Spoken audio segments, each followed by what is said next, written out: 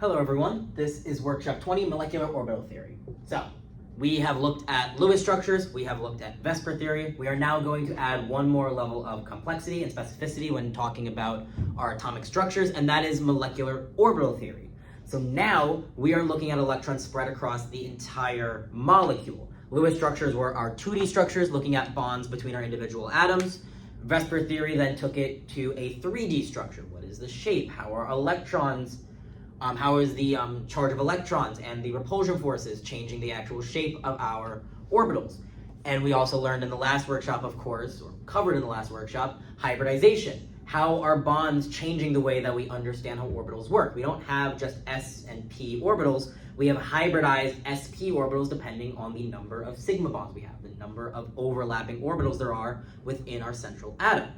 But for both of these models, we were still looking at an individual bond between just two atoms. We were not looking at the molecule as a whole. Every time we looked at the geometry and we looked at the hybridization, we were focusing on one atom at a time. Molecular orbital theory is now going to be looking at the electron distribution across the entire molecule. How is the energy of this molecule being affected by the bonds that are forming? Will this molecule form based on the energy of our electrons? Because remember, electrons do not stay localized to one position. They are going to spread themselves out across the entire molecule to have as little repulsive interaction as possible and to be as energetically stable as possible. And so that is where we get our bonding orbitals and anti-bonding orbitals in our molecular orbital theory. We are looking at the energy of these electrons across the molecule. You distribute your electrons into either bonding orbitals, molecular orbitals that are lower in energy than any atomic orbitals that form them, or anti-bonding orbitals, molecular orbitals that are higher in energy than any atomic orbitals that form them. The atomic orbitals, as we saw in the last workshop, are able to overlap and combine. Now in molecular orbital theory, we set it up like this. If you have two electrons, there is going to be a bonding orbital that is lower in energy and an anti-bonding orbital that is higher in energy. And so your electrons, when looking at the molecule, are going to fill in following the electron rules that we already know. They're going to follow Afbau's rule of filling in lower energy before higher energy. It's going to follow Pauli's exclusion principle. Our electrons have to have differing principal quantum numbers, or not principal quantum number, but they have to have differing quantum numbers, all four, and so upward spin, downward spin, existing in the same orbital, but making sure that all four numbers are unique. And so, of course, we can only have two electrons in an orbital. And we're still going to follow Hund's rule. We are going to give everything upward spin. We're not going to see this in the s orbital, of course, because you can only have two electrons, but we're going to fill everything in singly with our upward spin before going back around to then fill it in with all of our downward spin to balance it out. We're still going to follow all of our normal rules of filling an electron diagram, but now it is changing a bit. Instead of going 1s, 2s, 2p, 3s, 3p, it is looking at bonding orbitals versus anti-bonding orbitals, filling in lower energy orbitals first versus higher energy orbitals. With the number of electrons that I have, is it going to be stable to form this compound based on the lower energy that I get from my orbitals overlapping versus the electrons that are going to fill in the higher energy orbitals when they overlap? And so if we have bonding orbitals and anti-bonding orbitals, there is a mathematical way to actually tell if our compound is going to be stable or not, and that is going to be our bond order. Bond order is equal to the number of bonding electrons, so electrons in our bonding orbitals, minus number of anti-bonding electrons, electrons in our anti-bonding orbitals,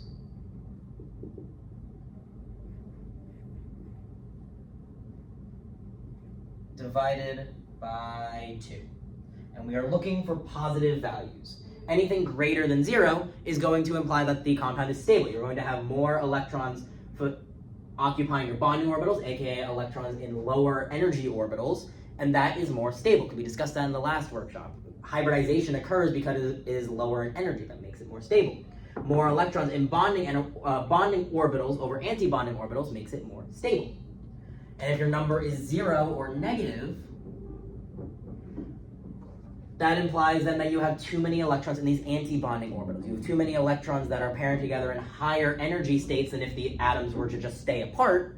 And so that molecule doesn't want to form. When the electrons get distributed across that entire molecule, it is too electron dense, it is not stable enough with the number of anti-bonding electrons, and so it is likely not going to form. And of course, the larger and more positive the number is, the more stable that molecule is actually going to be. And so we can apply this not only to our hydrogen here, but you can apply it to any atoms. We're going to be looking at a lot of elements in the second order of the periodic table, so carbon, nitrogen, oxygen, all of them. But it's still going to follow the same rules. We get our 1s electrons, and then we're going to be focusing on 2s and 2p electrons, filling it in the same way. Filling in our bonding electrons first, then our anti-bonding, and once we fill in the entire diagram, we'll be able to add up bonding versus anti-bonding and find our bond order. Now you can see in the workshop itself, the diagram gets a little more complex for our second row elements, because now we're working with a lot more electrons. And there are two different diagrams that we are going to be working with for boron, carbon, and nitrogen versus oxygen, fluorine, and neon. You aren't going to be asked to memorize the exact molecular orbital diagrams and be asked to draw them, but you have to know how to fill them in and how to read them. And so, with that information, now that we understand how molecular orbital theory works, let's go on to some practice problems of actually filling in these diagrams to actually say, will these compounds form or not? Looking at the first three problems here, we have our orbital diagrams, our molecular orbital diagrams set up for each question, and so they're just asking us to fill it in. So for question 1, use molecular orbital energy level diagram to predict the bond order of H2 or He2 plus ion. So a helium 2 plus ion. Now, anytime you see a charge on these ions, it is not applying to both elements in the compound. Usually the charge is only applying to one, if you see just one charge, but in this case, since it is +2, you can distribute that across your atoms. But if it was instead He plus, you would not break this into 2 molecules of He plus. It would just be 1 molecule of He plus. There's one positive charge, so one of them is missing an electron, the other one is not. But since this is helium 2 plus, each of them can get a positive charge associated with them. So always be careful of that with the charges. And we'll see that more so in question 3, which you can see I have a lot of diagrams set up for. So helium 2 plus, helium normally would have 2 electrons, brain blanked out there. Helium normally has 2 electrons, but it has a positive charge to each of them. And so, positive charge, cation, it has lost one of its electrons. And so each of these heliums has 1 electron to work with. And so, we're going to then distribute it following our normal electron rules, following our filling in our lower orbitals first, and then going into our higher orbitals. So 1 spin up, 1 spin down, that takes care of both of our electrons. And so now, with all of our electrons used up, we can find our bond order. I'm going to label it BO. BO is equal to bonding electrons minus non-bonding electrons divided by 2. So 2 minus 0 divided by 2. The bond order of helium 2 plus is 1. Is this a stable species? We base it off of the bond order. We said if it's greater than 0, if it's any positive integer greater than 0, or not integer necessarily, but any positive number greater than 0, it is going to be stable. It has the energy to form that bond because we have more electrons occupying a more stable energy orbital than in the less stable, the more non-stable energy orbitals. And so with a bond order of 1, we can say that yes, helium 2 plus is stable. It would form based on the bond order. Now let's do the same for question 2. Is hydrogen 2 minus a stable species? And so again, it's 2 minus, so you can distribute that negative charge to each of the ions, as long as they add up to the charge of the overall compound. Hydrogen normally has 1 electron. With a negative charge, it's an additional electron on each of our hydrogens, and so each hydrogen has 2 electrons to work with. And so again, we fill in order of lowest energy to highest energy. So 1 electron and a second electron. You'll notice I cross out as I go. This way I just keep track of what electrons I've worked with, which ones I haven't. Now our third electron, electron 3, and electron 4. We've used up all of our electrons, and so again, let's fill in our bond energy. Bonding electrons is 2, minus anti-bonding electrons, which is also 2 in this case, divided by 2. 2 minus 2 will give us 0, so our bond order in this case is 0. 0 divided by 2 is 0.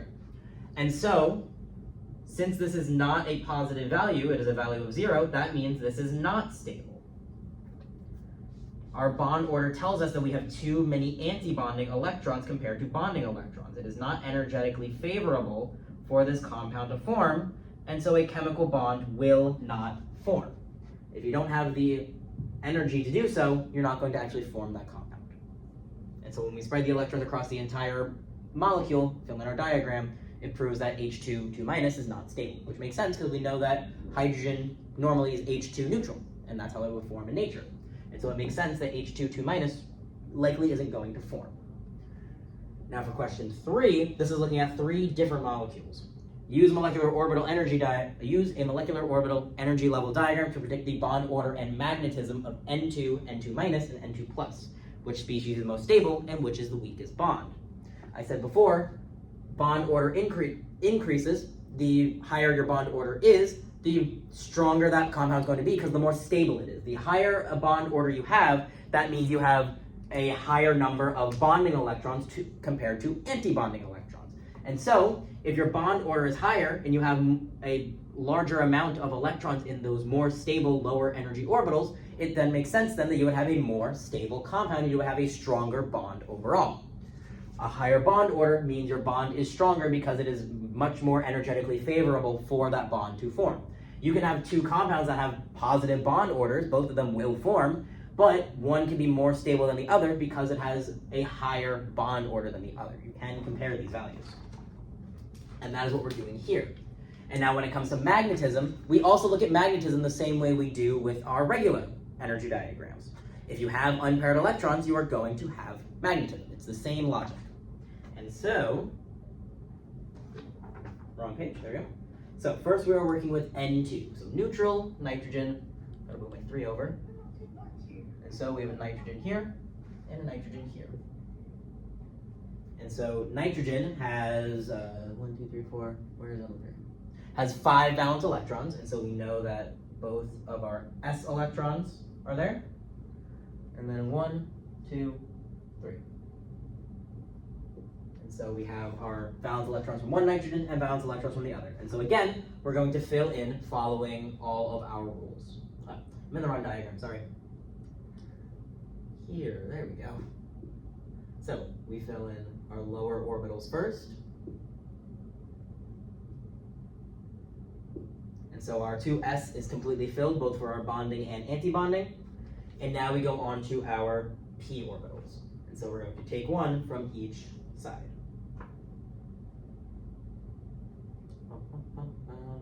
So 1 and 1. Remember, following our rules, we have to, Hund's rule, we have to fill upwards completely across before we can start filling downwards. And now we have 2 more to bring up to here. And so that is all of our electrons being used. And so with this out of the way, now we can find our bond order for neutral nitrogen, diatomic nitrogen. Bond order, we're going to add up all of the electrons.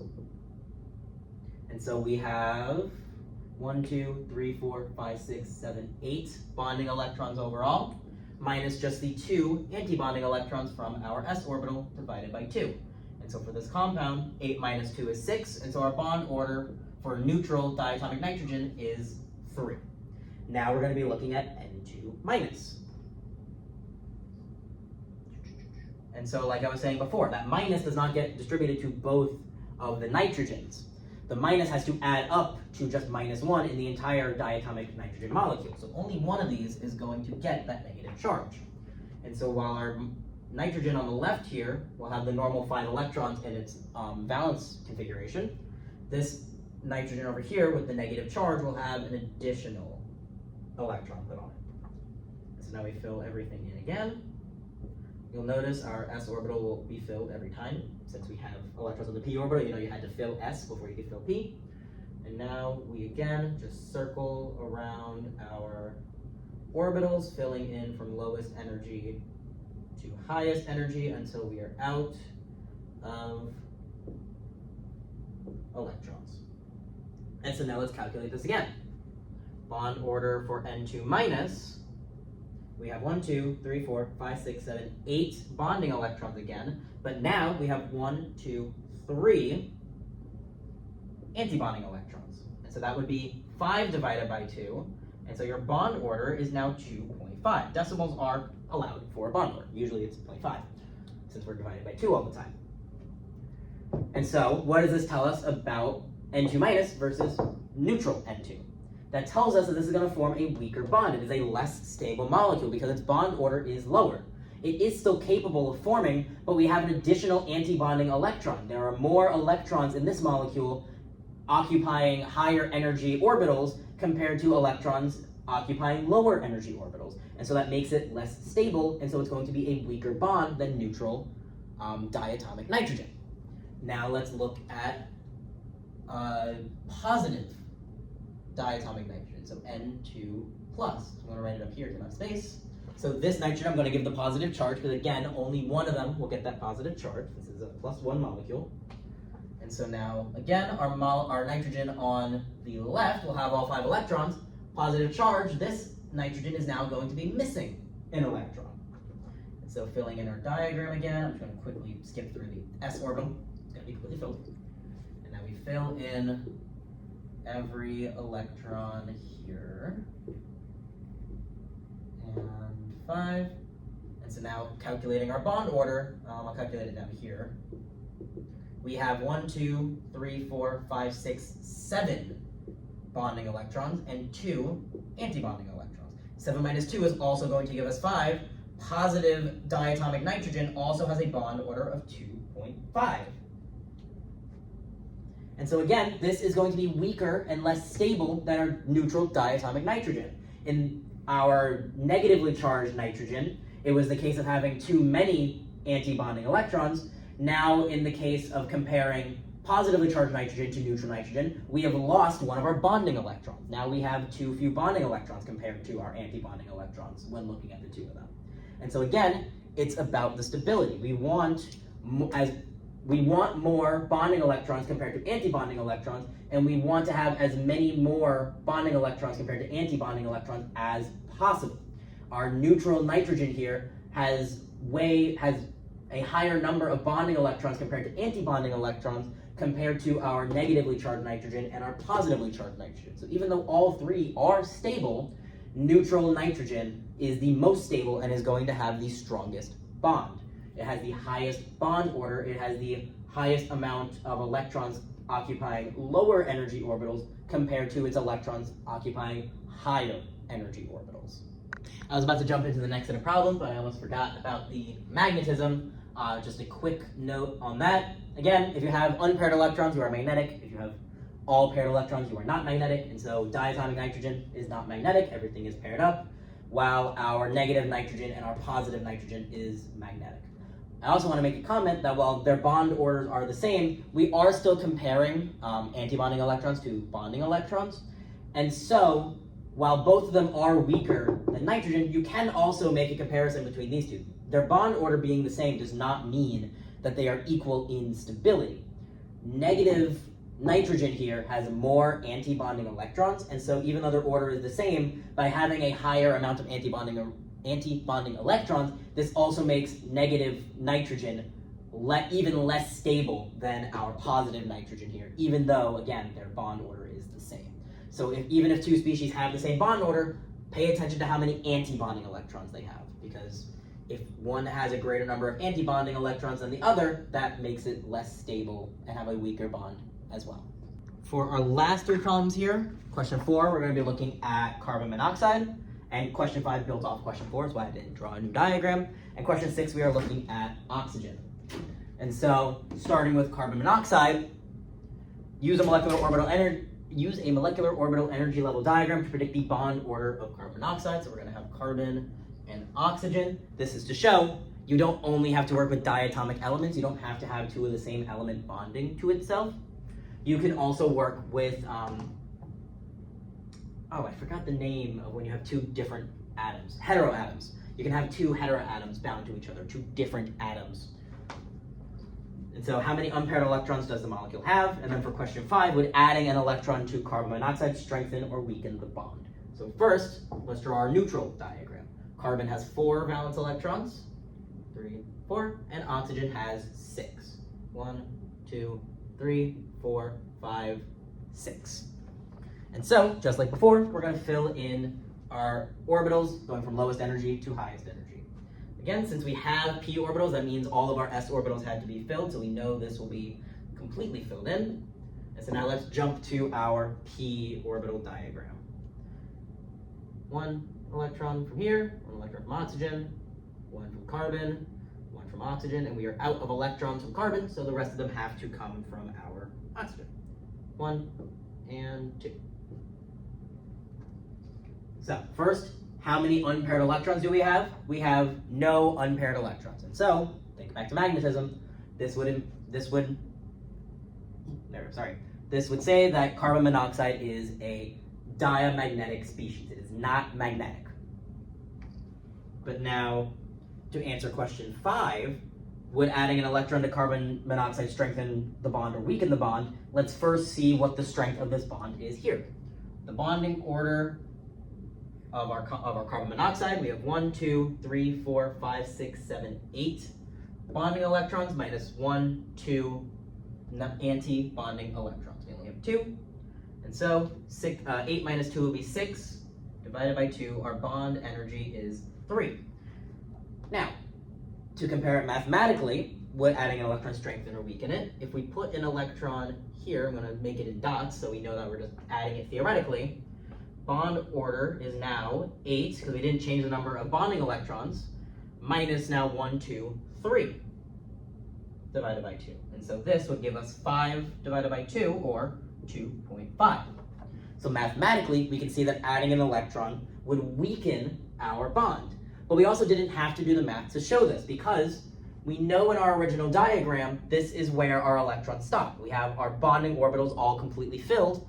And so if we add an electron, we can only add it to one of our anti-bonding electrons up here. And so in this case, if they aren't asking for a numerical comparison, if they aren't asking for the calculation of the bond orders, you would be able to tell, yes, adding an electron would weaken the bond because you have to add it to an anti-bonding orbital.